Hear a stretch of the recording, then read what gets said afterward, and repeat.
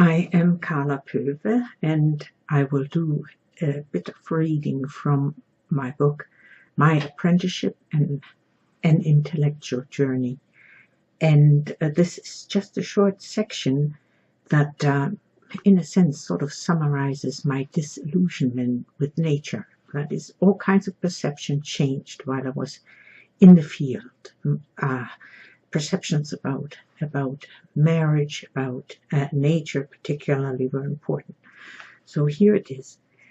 If my description of nature has been dirt, it was because I found it for the most part overwhelmingly ugly, insistent and relentlessly present.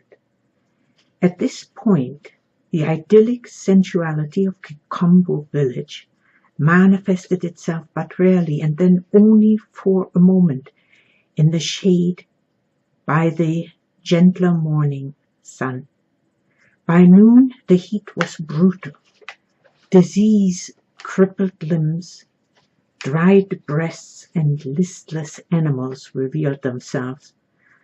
I was afloat amidst a sea of sickness, blindness, decay, and insanity, and expressed my feelings to my mother.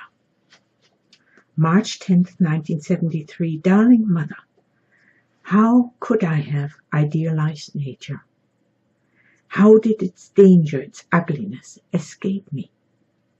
It maims, Mother, and it kills.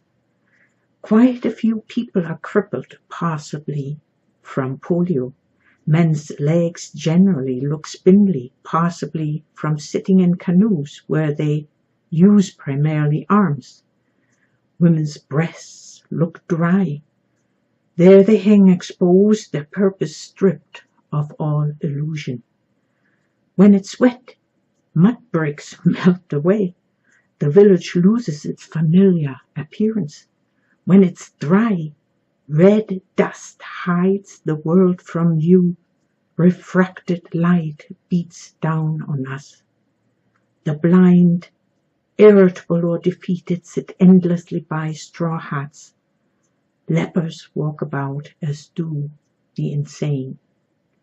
Infants suffer from diarrhea, and when they deposit their crap, flies feast, and mothers clean it all away. Wailing sends shivers down my spine, and through the sun I glance a crowd carrying a corpse away. Nature kills, Mum. How could we allow its reign without control? I'll never idealize nature again.